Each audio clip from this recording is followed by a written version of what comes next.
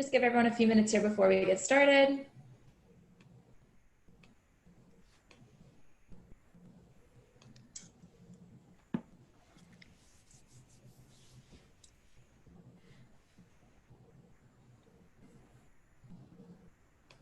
Hello, everyone. Thank you guys so much for coming out today. We are so thrilled to have everyone with us today. My name is Arlene Stevens. I'm the Director of Insights here at Retail Profit, and I will be your moderator for today's chat. Now, it comes as no surprise to me that we had a massive amount of registrants for today's webinar and live stream based on who our guest is today, which I will introduce shortly.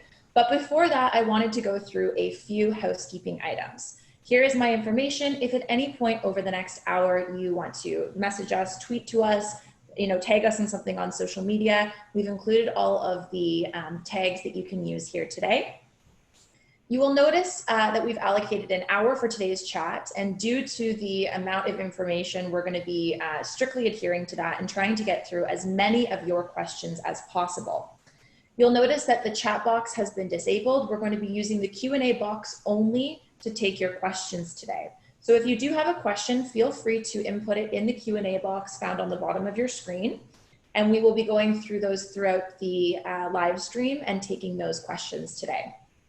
If you're joining us from YouTube Live, we will only be accepting questions through Zoom. However, you can use the hashtag #RetailProfitAMA, and we'll be checking Twitter as a follow-up to this conversation and answering as many questions as possible there. One other thing I wanted to mention is that we will also be doing a giveaway as a part of today's live stream. So 5 attendees of today's live stream will receive a copy of Re-Engineering Retail by Doug Stevens. That's his book that was written in 2017. And also one lucky winner of those 5 will also receive the first printed and signed copy of Doug's forthcoming book, Resurrecting Retail, which I will explain a little bit more about in just a few minutes. So now for our introductions. Doug is the founder and CEO of Retail Profit. And as I mentioned, he's currently writing his 3rd book, and highly anticipated book, I should say, Resurrecting Retail, The Future of Business in a Post-Pandemic World. This is coming early spring of 2021. And the insights that Doug will be sharing with us today are largely based on the extensive research that he's been conducting for this book. Now we have Tal Zvi Nathanel, and Tal moved to New York City in 2012. Tal is the co-founder and CEO of SHOWFIELDS. If you haven't been to SHOWFIELDS, it is the most interesting store in the world. Now, I think that, but that's also what they say for themselves. If you've ever been to SHOWFIELDS, you'll understand this very quickly. Having visited this myself, I can attest to the fact that it is very, very interesting.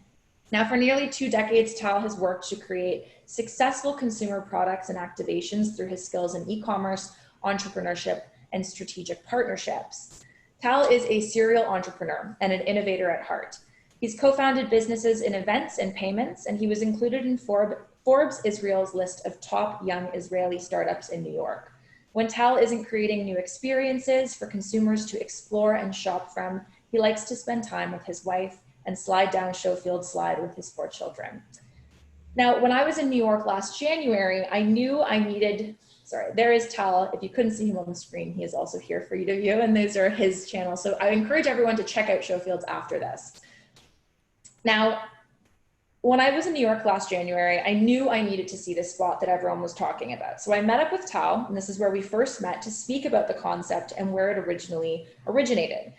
And as a follow-up, Doug and I were discussing what kind of topics we wanted to tackle as a part of our live stream series. And I knew when the topic of physical retail and its reopening came up that Tal was an absolute must-have guest on this live stream. So we're so excited to have Tal with us today. Now, Tal, I want to give you an opportunity here to tell us a little bit more about, for our attendees that aren't aware of what SHOWFIELDS is, can you tell us a little bit more about what it is and maybe more importantly, how it works? Yeah, so first of all, thank you very, very much for having me. And yeah, so as you said, like we call SHOWFIELD the most interesting store in the world. Not because, we believe that we are interesting, it's more because of our mission, right? And our vision, I want to say, is to bring magic to every person who is seeking discovery. And we do that by curating the most interesting art, product, brands, events, experiences, out there, are in the world, and serving them in a very, very, very unique way. So that's kind of the experience. Now, to the question of how it works, we should, we try to think about Showfield, let's call it as a platform, right? So there is like two ends. On one end, we have the customer. And on the other end, we have brands and artists we work with. Customers would come to us because we've created this new way, to allow them to discover, engage, and shop brands. So we kind of bring them this ability to see things that they couldn't see until today, but also engage, learn, and shop them, which is kind of was, I want to say, hard until today. And on the other side, we have brands. It's very easy to, for us as a customer to understand like, oh, retail has changed and, like we want something else. But the reality is that, as retail evolves, like the formula also doesn't really work for the brand side. And that's a really big part of it. So in our heads, like it wasn't really about reinventing only retail experience, like customer experience. It was trying to rethink what are the pain points for brands. And I'm sure like, Doug can testify for it, but like what it takes today for a brand, like what it takes today in order to create something that customers would want is extremely hard. It's harder than it ever was. Like retail is far from being democratized. So the idea was to really simplify that process of creating those type of brand touch points and make it as easy as opening a website. So the reality is that brands who kind of work with Showfield, we give them the ability to open their physical space, like a physical store within this building, as some of the pictures that you've shown, where they can have their own inventory, where we kind of design, we staff, we do like everything for them. And they get to do that with, I want to say, zero risk on their hand. Like we completely deflected the risk to a point where all brands are just paying like a monthly membership cost. They get to keep all sales, all data, and it allows us to really stay loyal to our curation process and try to optimize to what we think customers want and not necessarily to what would sell best this month. Experiential retail and the concept of experiential retail is something that we at Retail Profit have talked a lot about, obviously through Doug's, three books that he will have written. And one of those concepts is the store as media channel. And now, Tal, you just touched on that slightly. Doug, I'll throw to you first to this one, and then I'd love to hear your thoughts, Tal, on this. But what are your thoughts on the role of physical retail and how it's evolved over time and what we can expect now that COVID has really affected people's touch points with physical retail, what that means for where we stand right now? Yeah, good question. So, I mean, historically, retail as we know it today is a product of industrialization, and retail distribution was sort of a necessary evil that was part of that construct. I mean, typically brands sold direct to the consumer. The maker of something was also the retailer of something. And so industrialization, the growth of cities, the growth of markets changed that. Retail became a means of accessing product from someone other than the maker of that product. And that was the way it was for about 200 years. The problem that we face today is that the old model of I go buy media in order to drive consumers to my store, be it online or offline, is breaking down. It's breaking down partly because consumers have unprecedented access to media 24 hours a day. We're all consuming more media experiences than ever before. Companies are moving dollars out of conventional media over to digital media, and that is exponentially driving up the cost of customer acquisition through digital channels. So in a weird sort of way, what is happening is that there's a reversal taking place whereby where I used to go buy media to drive people to stores, smart brands are now using physical retail and physical experiences to drive people to ecosystems of buying opportunities. In other words, it doesn't really matter where the consumer buys the product. The most difficult challenge that brands face today is actually acquiring that consumer at a relative rate of cost that makes sense against the lifetime value of that consumer. And so that's why experiential marketing and experiential retail to me is so important. And to Tal's point earlier, it's not just about putting on a show, although that's great if you can do that. but it's about changing the way you measure productivity. And it may be about actually changing your entire revenue model as a retailer. That, to me, is truly what experiential retail is all about.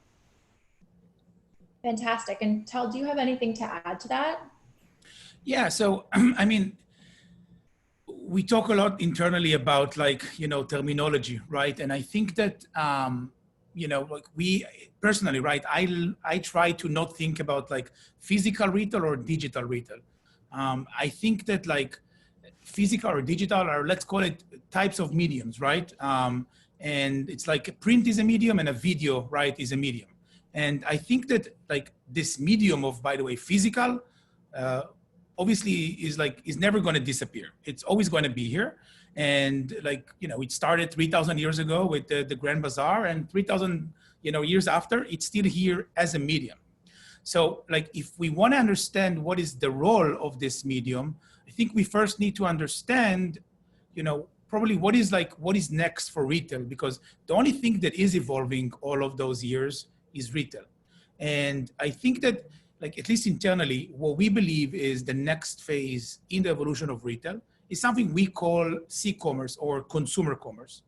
And what's unique about consumer commerce or C-commerce is that it really kind of redefines the relationship between between the retailer and customers. And it has a few principles like community, curation, connection, creativity, and content, which I think kind of what makes it unique, because it provides customers really what it is that they need.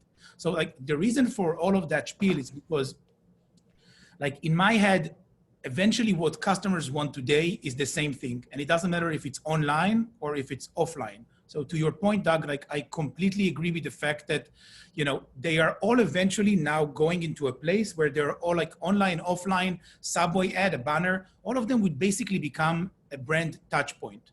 And from a brand perspective, in all of those touch points, their goal is the same. And that's getting a customer from discovery through consideration, through purchase, through evaluation, and then advocacy. But they all need to go through that process. Some of those mediums allow us to do one step or other step from that process a little bit better or in a more efficient way. But they all serve the exact same goal. I think that, so to finalize like that part of the question, I think that one of the superpowers that physical have is the ability to get you past many of those steps in a much more productive way than another, right? Like through, for example, experiential retail. That's physical is a very good tool to use experiential retail, but as a mean to kind of get you to this process. But in the end, the role is exactly the same, at least in my eyes. It's really interesting. And it reminds me of, when social media first came to be and everyone was, super eager to get on every single channel. And, what we'd often question when we worked with brands was, do you need to be on those channels? Is that really effective for your brand specifically? Is that going to help you to tell your brand story? And I sort of see the same evolution happening. It's that you have all of these touch points that you can choose from. How are you best going to articulate that story that you're trying to tell through a variety of channels? Now, we talked about experience in the last, we keep touching on this, physical retail and experience. And I think that a lot of what we've seen in the market is that people are often talking about experience, yet, at least in my own anecdotal personal experience, when I go to stores, experiential retails aren't always the most experiential in my mind. So there's clearly a disconnect in how we're defining experiential. So Tal, I'll start with you, and then I'd be interested to hear both of your perspectives. What does experience mean to you, Tal, to SHOWFIELDS? And then Doug, tell me from your perspective what it means to you as well. So I think that for us, or the way I look at it, experiential or experience is more of how you do things and not necessarily what it is that you do, right? If we go back to our regions, right? We humans, on our most, I want to say, primal form, we were given 5 senses, right? Maybe more, but at least 5 that we completely acknowledge. Those senses that we have used us traditionally in order to assess everything in front of us. Like think about the first person out there. Like when we are seeing something for the first time, we need to evaluate, is this a risk or this is something I can trust, right? Is this a friend? Is this an enemy? Is this a pet or it's a predator? Like think about the example of food, right? You're seeing a fruit for the first time. Now, if you don't know what it is, you need to collect a lot of information because maybe you can die by eating it. So what traditionally we do is we use all of our senses to evaluate if we can do that. The exact same thing, like the exact same use of sense, like smell, touch, our eyes, our hearing, is basically done today every time we are going to evaluate a brand or a product. If anything, maybe there is a new sense today, which is probably like, the social sense, because if someone would just hand you a fruit that you don't know, but it's someone you trust, you would be like, okay, I'll try it because you trust them.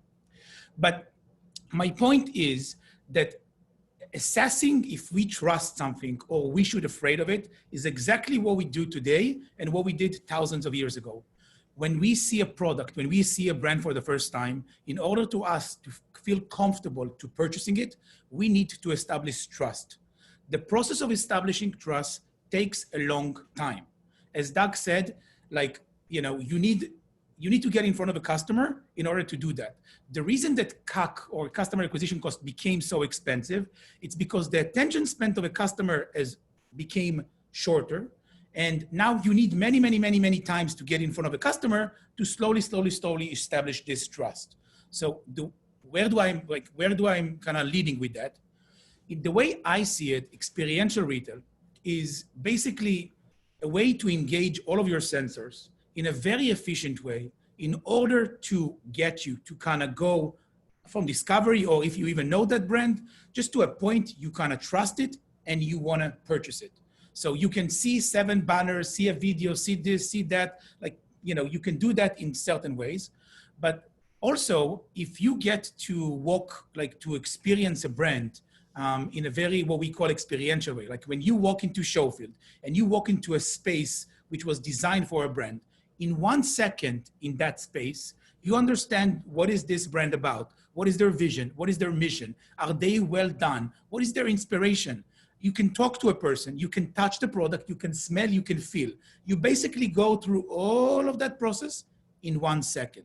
So for me, experiential is basically the ability to engage all of your senses in order to get you to that process.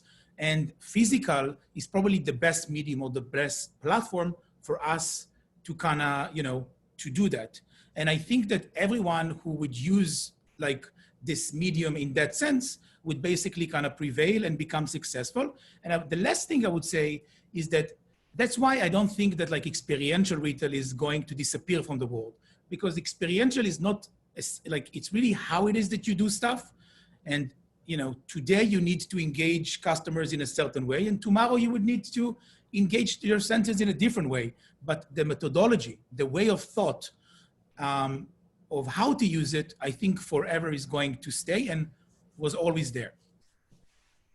I love that. That's fantastic. Doug, do you have anything to add to that? I know that's very, very in line with our thinking at Retail Profit, but I'm sure you have some additional thoughts on that and everything Tal just shared. Well, I think that if you talk to most brands, most retailers out there, and you say, what really distinguishes you from the competitor down the street, a lot of times you'll get the answer, well, we deliver a better experience, or we focus more on customer experience. But then when you push back and you say, okay, so if you had a room full of executives with that company and you said, okay, so can you describe for me then in excruciating detail exactly what that experience comprises? What's it made up of? What happens at what point? Walk me through it. Frankly, most of the companies that we have worked with would kind of look around the table nervously at one another because they don't really have a clear roadmap for what that experience is supposed to look like. And every day they open their doors in the morning and whatever happens, happens. And they kind of hope that it's directionally correct. And maybe every so often they'll do a net promoter score and they'll sort of find out where they are. But in terms of what constitutes an experiential retailer, I think it's a retailer that recognizes that Experiences are deliberate. They are built by design. They are exact in the way that they are executed, no different than a stage production or, you know, the filming of a movie. The actors know what their marks are. They know what their lines are. They are part of a production that unfolds every day. And it is the production that draws the consumer in and creates that physical, emotional, and cognitive connection that Tal was talking about. And just, you know, just little things like Tal mentioned, the sense of smell, or, you know, what you hear. You know, if you were to ask the average adult, take me back to your earliest memories as a child, tell me about the first things that you remember. Oftentimes, the most enduring memories that we have are memories that are reinforced somehow with smell. And we've all done that. We've walked into a space and we smell whatever it is, apple pie or baby powder or whatever the case may be. And it immediately sort of takes us back to a place in time. That's precisely the sort of cognitive imprint that great experiences should leave with a consumer. And by doing so, you create a bond that is just that much greater. And again, to Tal's point, I mean, you can try to do that with a 30-second pre-roll ad on YouTube, but I guarantee you, day in, day out, I would stake every penny I have on it that you're going to create a better and longer enduring relationship with a consumer if you deliver a high octane experience in a physical store environment. So that's my definition of experiential. And no, not every brand is doing it. And I would argue that there are probably brands out there that's not where they have to live and breathe. You know, it's not something that needs to be an across the board prescription for every brand out there. But for those who engage in it, it can be extremely productive. Great. Oh, sorry. Go ahead, Tal. Yeah, I mean, just one thought to add to that. I think that, like, if you combine the two answers, what you see is that, like, you know, experiential retail is basically, you know, it's like an opportunity to do certain things, but the point is that it's extremely hard to do. And I think that, like, what makes it complex probably today more than ever is that the customer is so sophisticated, they're so educated, and they see right through everything. So things should be done in a very authentic way, and things should be done, like, very well. Otherwise, like, you know, things really stink. Like, customer very easily stink from those, like, let's create Instagrammable moment, or those are opportunities to take, you know, to take a picture. That's, just to be clear, not what experiential retail is. And that's why, like, sometimes it's better not to do anything than to just try to say, oh, you know, let's just put it and see what happens. Like, that's not the way to go about it. And just as a tip, I think that it's important to note. Yeah, absolutely. Well, the good news is we've got tons of questions coming in right now, all related very closely to this. And I just want to switch gears a little bit, and I'll do so just by starting us off on our first poll. So everyone, you'll see a poll pop up on your screen right here. And it says, given the impact of COVID-19, do you miss shopping in physical stores? And I'll give you a couple seconds here to answer this question. You know, obviously now globally, we see markets now starting to reopen. In fact, in New York City, Tal, after this live stream, we'll be heading to reopen SHOWFIELDS. So, you know, we've heard a lot of speculation, I would say, in terms of the eagerness of shoppers to return to stores. And in certain markets, we've seen varying levels of interest in people willing to return to stores.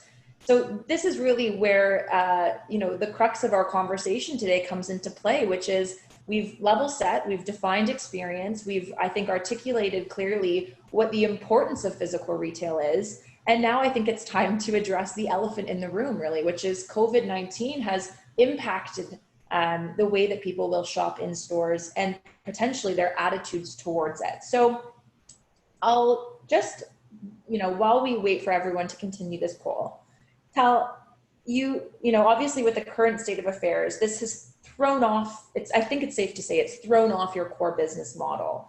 So what does this change for you in the short term at SHOWFIELDS? And what are you doing to maintain a presence with consumers? So I think that, I mean, the way that we looked at it, as I said earlier, like, we look at SHOWFIELD as a platform. We believe like our mission is to bring magic to all customers in every channel we can engage with them.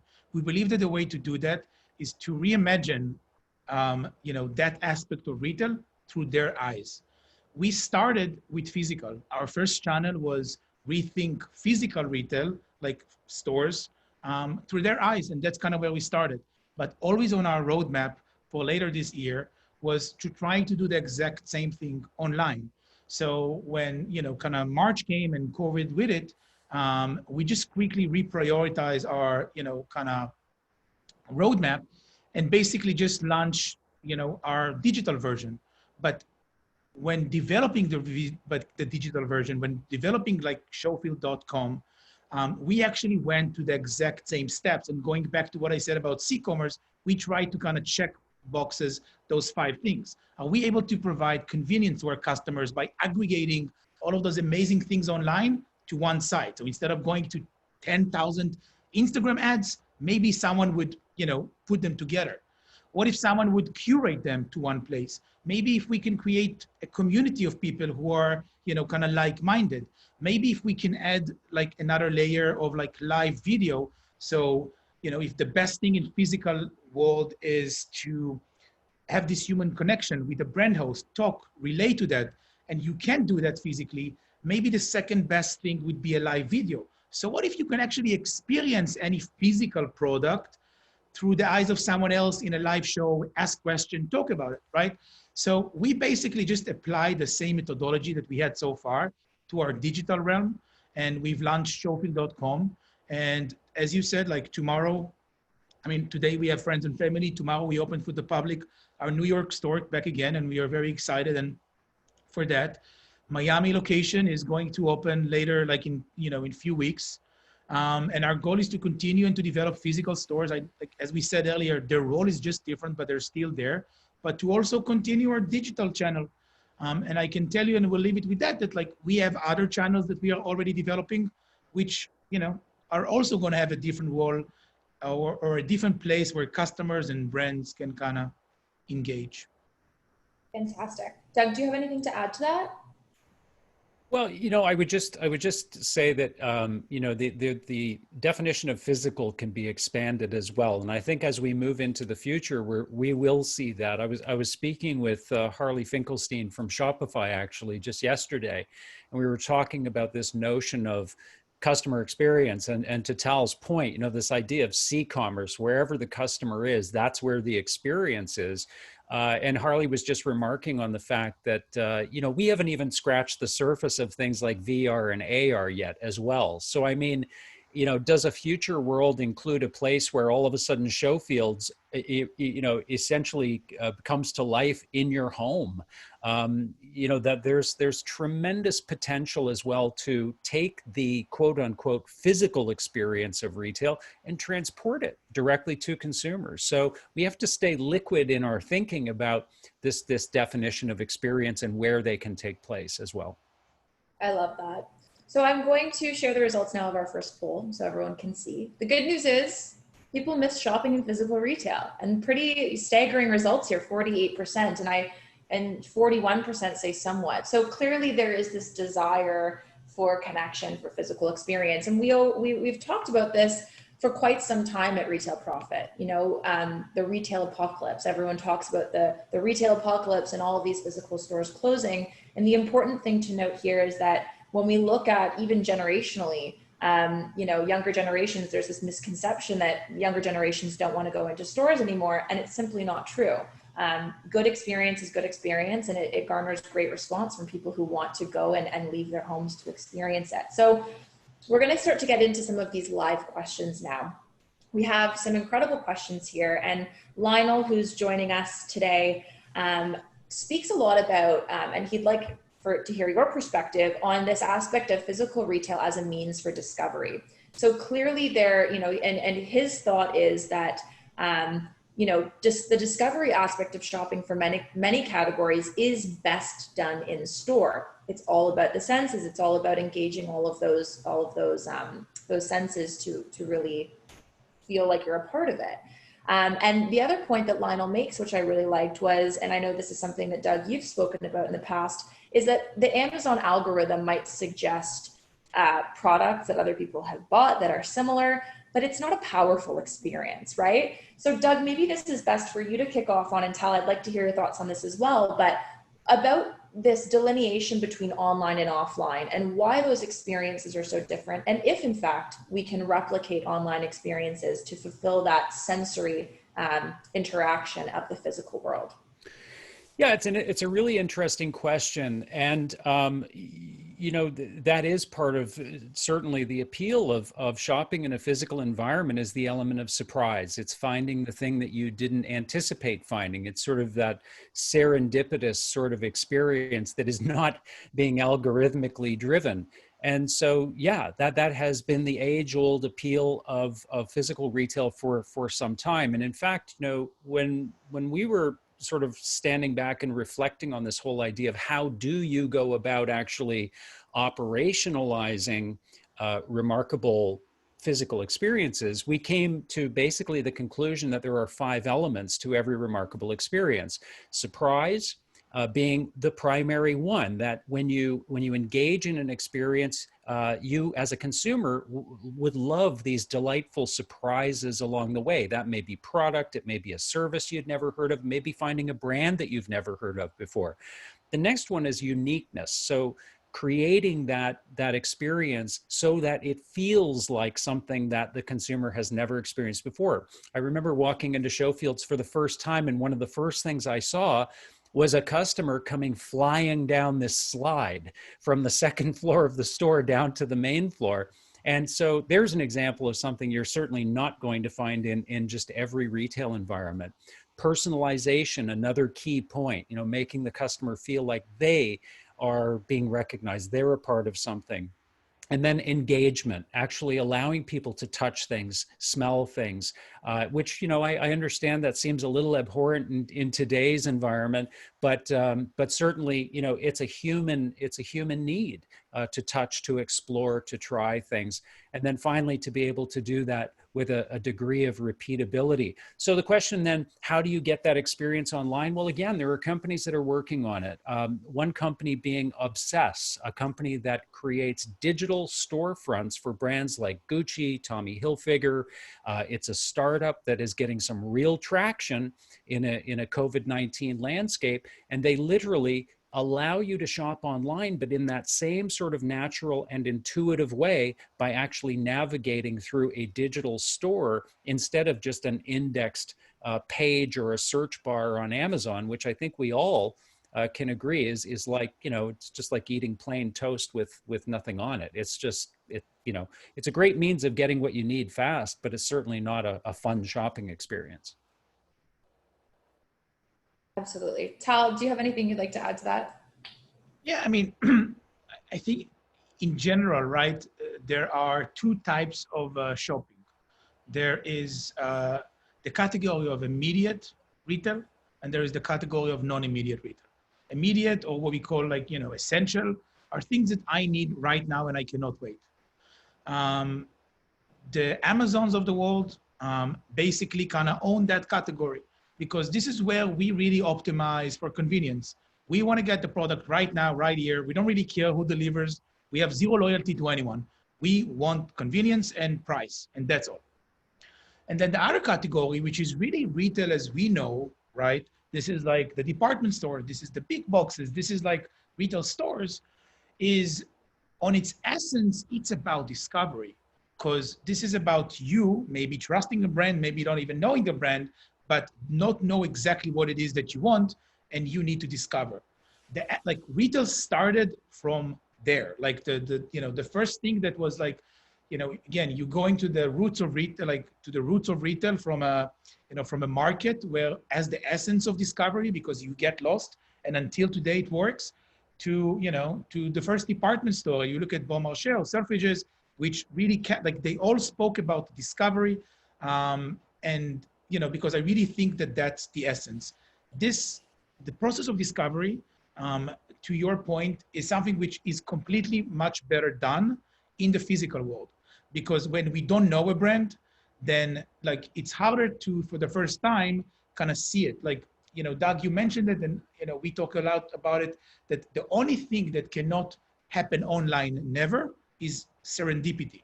Serendipity is the process of you feeling that you find something by accident. And it can only happen when you kind of get lost. That's why, by the way, like we designed our spaces with that in mind, in a way that nothing is ever in front of you. You always need to make proactive decision, get lost, look around the corner. It's always peekaboo. So when we are designing digital experiences, we are trying to bring those values, right? What you defined as those 5 points, by the way, like I keep saying the word magic, but we actually broke down, like we believe that magic is when a person feels inspired, amazed, engaged, and connected. So it's pretty much the exact same concept, which together I feel like what customer is like, it works. And I think that, again, like this is one of the best values that is going to be very hard to replace that the physical universe have. Even though I'm a very big fan of like virtual reality, and I think, you know, there is a lot to be done there. But, you know, yeah, I mean, I think that that's why we will continue to see physical retail everywhere, just in kind of different types of modifications.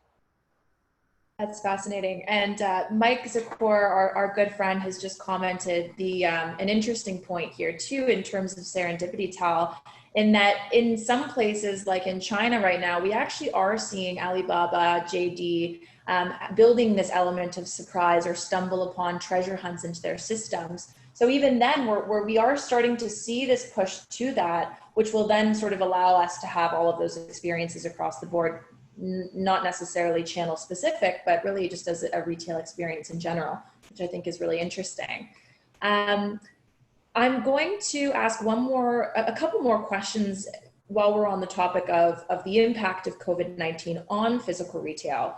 I mean, the most obvious question that I'm seeing a lot of in our Q&A boxes here relates to this idea of, you know, how do you get people to feel comfortable going and experiencing things if touch is such an important element when people don't really want to share touch with anything with other people? So maybe we can delve into maybe the short-term implications of just the most obvious thing, which is how do you get people to come back into stores or make them feel comfortable doing so? And how do you address those barriers now of people mentally not wanting to do those things? I can start. So I think that, again, like what we are about to see is that there is just a new baseline. Like the expectation of a customer going anywhere was this, and now it's that. It's not higher, lower, it's just completely different.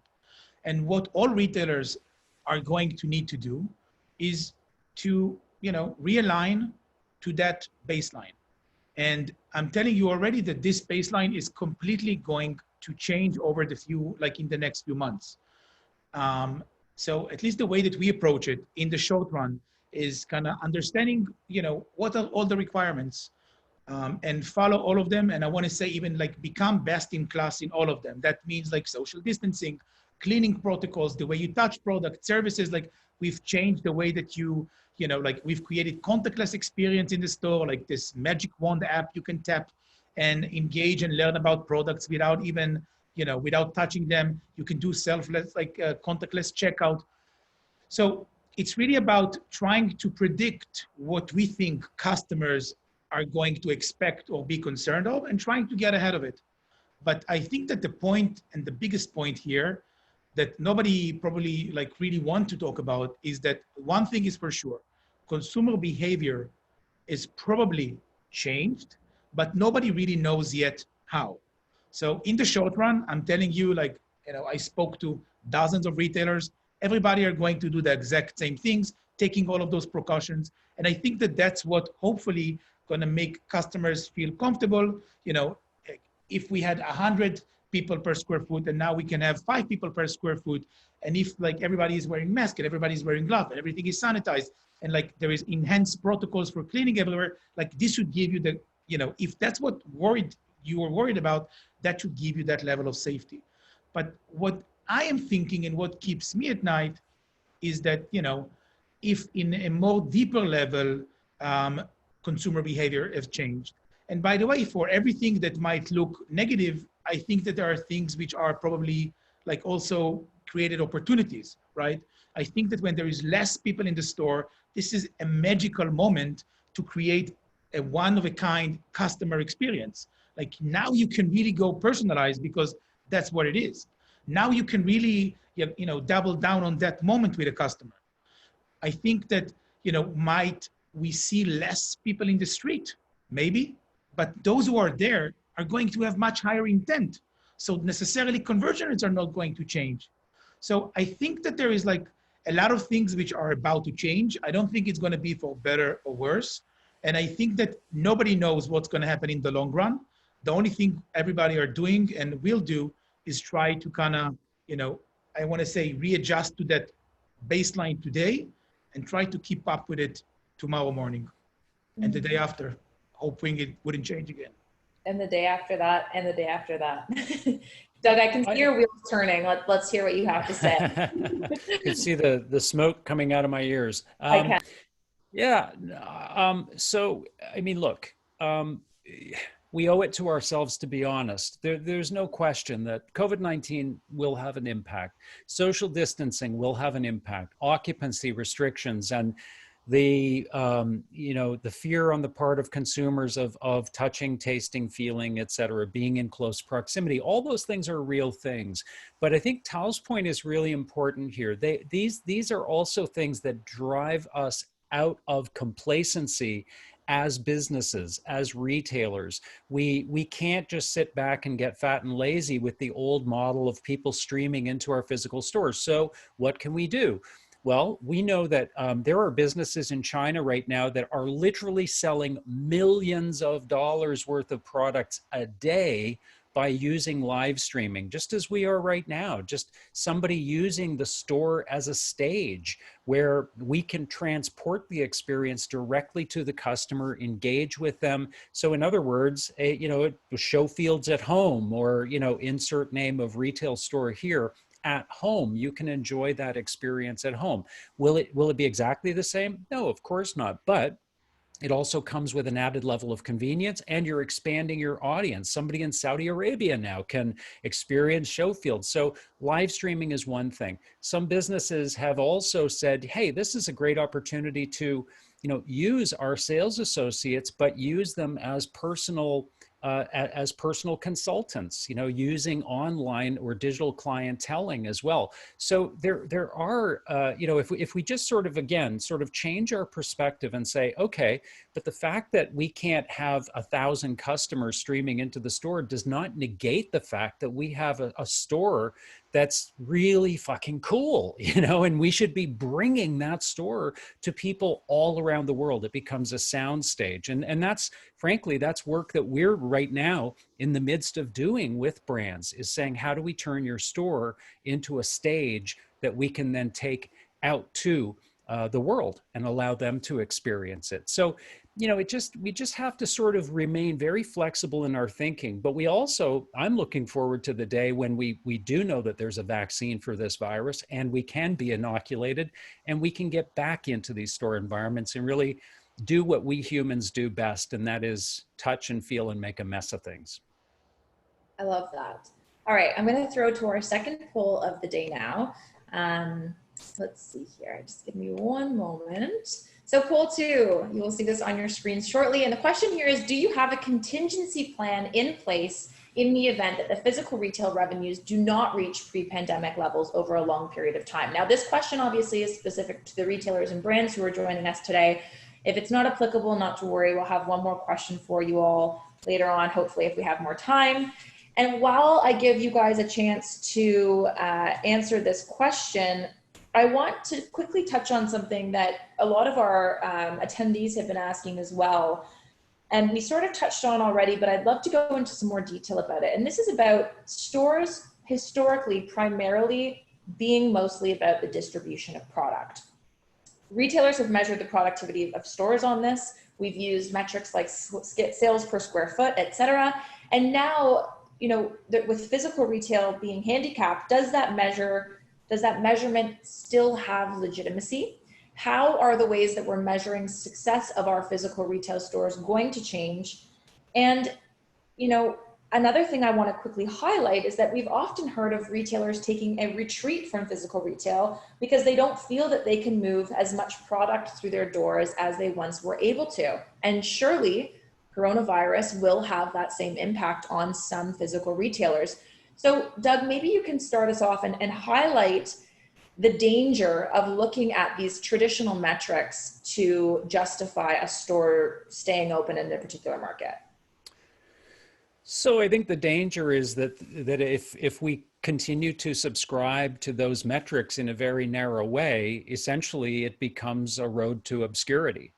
You're fighting a tsunami of change in the marketplace, whereby even pre-pandemic, forget about the pandemic, pre-pandemic, online retail was increasing in the range of 20% annually on a global basis.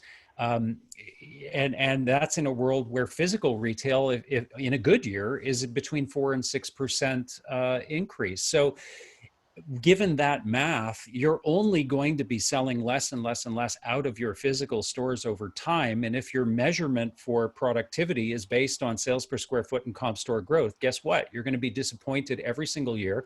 You're going to continue to close stores, just as Macy's and JCPenney and other brands have been. But the problem with that thinking is that physical store is also a media beacon in the marketplace that groups like the ICSC have already proven provides a halo effect of anywhere between 27 and 35% increase in online sales. So you're sort of cutting off your nose to spite your face. If you're saying, our physical retail is unproductive, so let's close a bunch of stores, you've probably just hindered your online sales as well.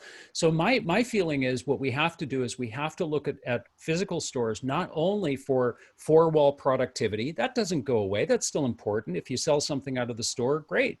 But we also have to look at the attribution value of that store. What can we reasonably say this store generates in terms of online productivity, just by virtue of its position in the marketplace?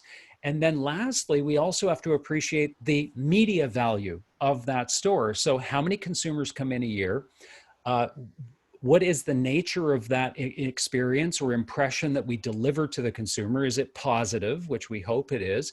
And then what would it cost us if we had to go out on the open market and buy those impressions? Those really rich, physical, emotionally connected impressions would cost a fortune. So we have to attribute some of that value back to those stores, and that gives us a much, much more cogent view of the truth of a physical store in a marketplace, and we may be a lot less inclined to close them if we really understand that total value. Tal, does that line up with your thinking when you're looking at the productivity of Showfield stores? Yeah, I think in general, the interesting thing about the new generation of brands and why more of them are taking opportunities in retail, I think it's because of terminology. The way that the new, let's say a direct-to-consumer brand, right? The way that direct-to-consumer brands are thinking about their business is, and I'm going to oversimplify it completely, but let's go with it for a second, would be the customer acquisition cost, CAC, and the lifetime value of a customer, right? LTV. The ratio between them is what makes or break a business. If you are thinking about, a store as a mean to acquiring customers, then this is one way to color a value or to see ROI from a physical store, right? If you want to acquire a customer online, it costs X. If you want to acquire a customer offline, it costs Y. But where it gets more interesting is that the lifetime value of a customer who comes, for example, from the physical world are usually much higher than one which is online.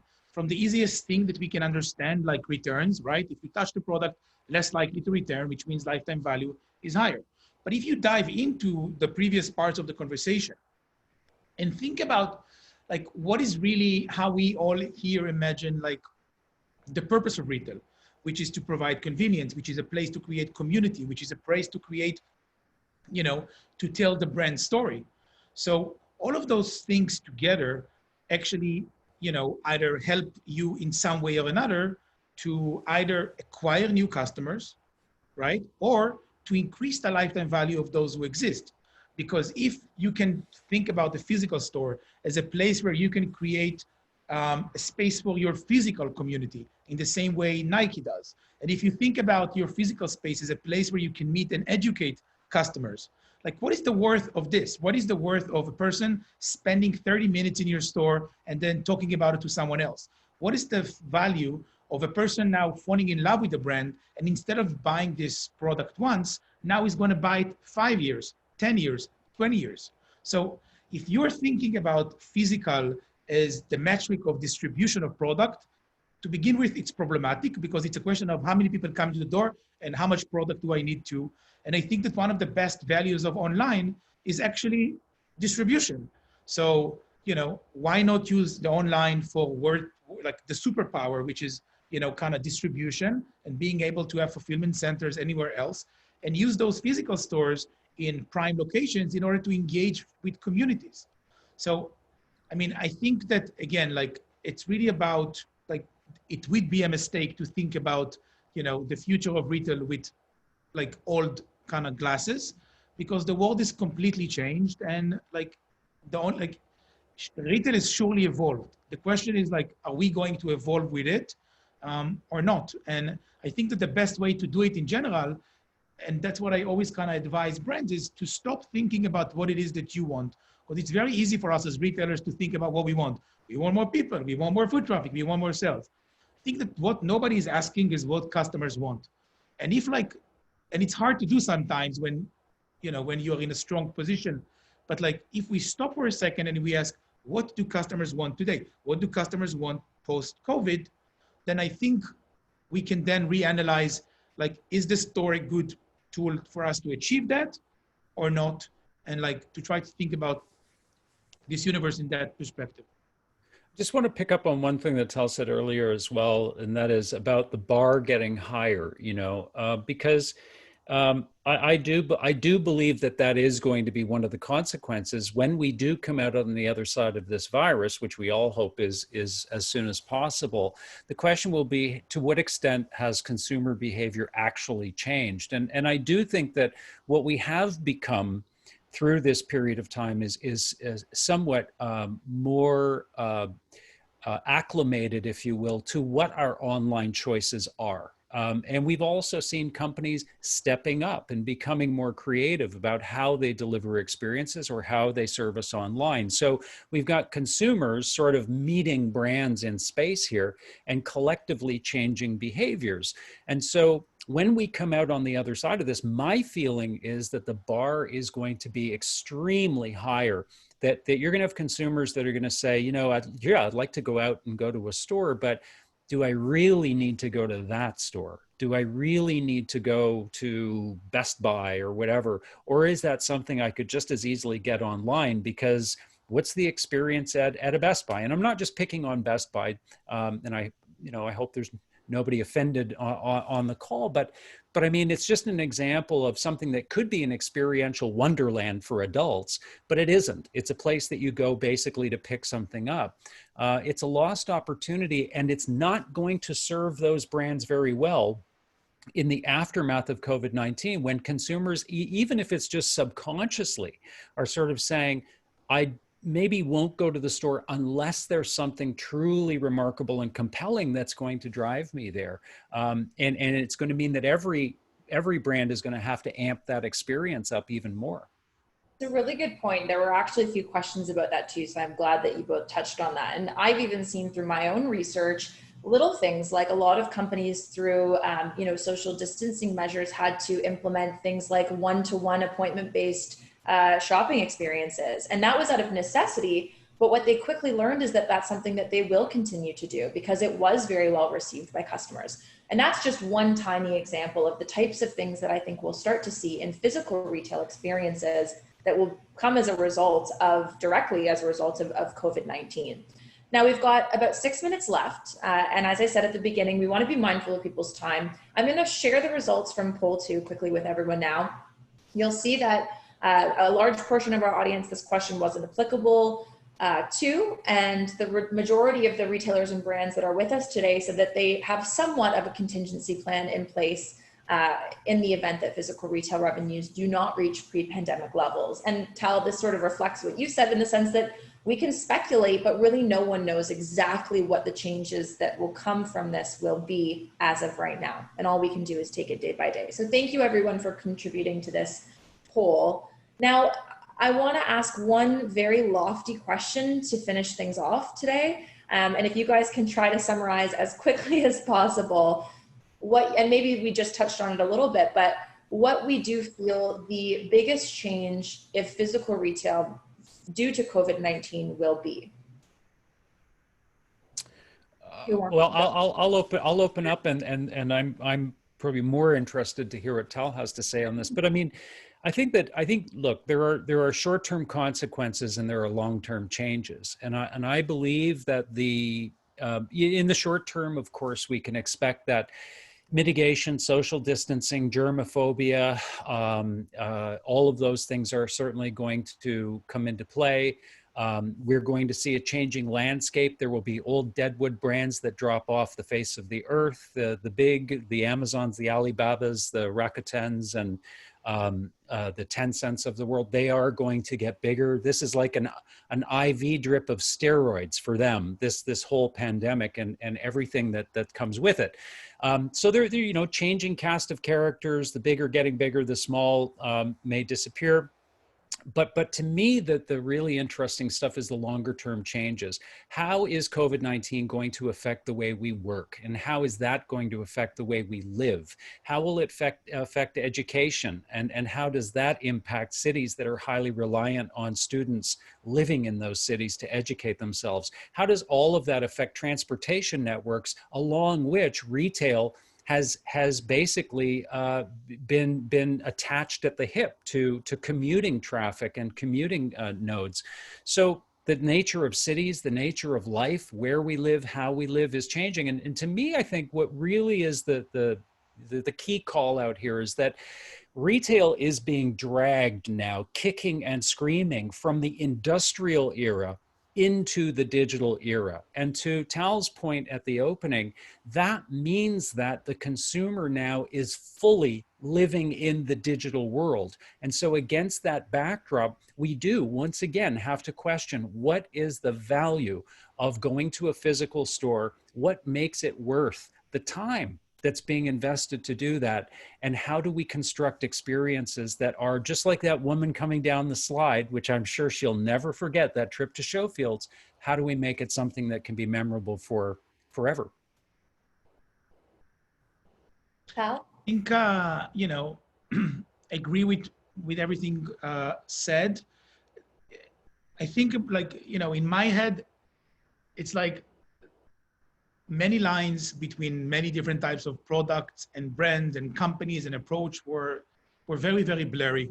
And what this new phase is going to do is to draw very, very, very clear lines, and brands would need to just kind of fall into the right categories, and I think perform better than ever in whatever category they are. So the line between non-essential retail and essential retail is never going to be more clear than it is today. And the expectation of customers who are choosing to come out of their houses and to go into a store would never be higher than they are today. The customer experience that you give a customer, that one customer that came instead of 5 customers in that minute, would be better. The level of training that an employee in the store, that a brand host, that a storyteller we need to have, because they are now going live like we do. Every second that they're free, they can go live from the store and talk to a customer, would need to be much higher. Their communication level would need to be much higher. So my point, I think in general, and we are going to see it around all industries, is that people would have to kind of fall more to their box. And I want to say just take this to the next level and up their game. And I think that anyone who wouldn't or would try to kind of be in between would probably have a harder time doing it. But I think in general about what I said right now, and I want to say, even if in a philosophical way, and we'll finish with that we are in a point in time where customers across the board want very clear line, loud voices. They want to know what you stand for, what you're going to do, how you're going to do it, and what are you the best in, and that's all. They need us to talk louder than before, and I think that we should dare to do that and to dare to define that like ever before, and that's all. Magic will still be there. I love that. Well, 1 o'clock on the dot. The print screen is like a selfie right now, so I would have it. Hey, I just want to, Reilly, just in the last 10 seconds here, we mentioned Mike Zakur, who had a comment earlier. Michael is a friend of Retail Profit, a good one. And I just want to let everyone know that Michael is also going to be on this series in an upcoming episode. He has written a book called New Retail, Born in China, Going Global. It's a great book. I encourage everyone listening to this to buy it. Certainly buy it before the event, and you'll get a really good primer on what we're going to be talking about, because we're going to delve into the Chinese market, what they have done right, and how that has helped them through COVID-19. So I just want to put that out there. That's great. Yeah. And absolutely. I mean, this is going to be one of many in the series. So I encourage everyone to share with us what you want to hear as well. You know, we're open to knowing what's on your minds and what you're interested in learning about with us and the conversations that you're interested in hearing. And that concludes today's chat. So thank you all so much again for joining us. We really appreciate it. Thank you so much to Tal for taking the time with us today. Thank you, Tal. Such an interesting conversation. If you guys have any other questions that you'd like to share, you can always reach out to us on social media. You can use the hashtag, as I mentioned at the beginning, Retail Profit AMA. And we're going to be going through and trying to reach out to each and every single one of you. And I know we had a lot of questions that we couldn't quite get to today, but we appreciate all of you joining us. So until next time, I hope you guys have a wonderful day, and we'll chat to you soon. Thank you. Thanks, everybody. Bye, guys. Thanks, Tal. Bye-bye.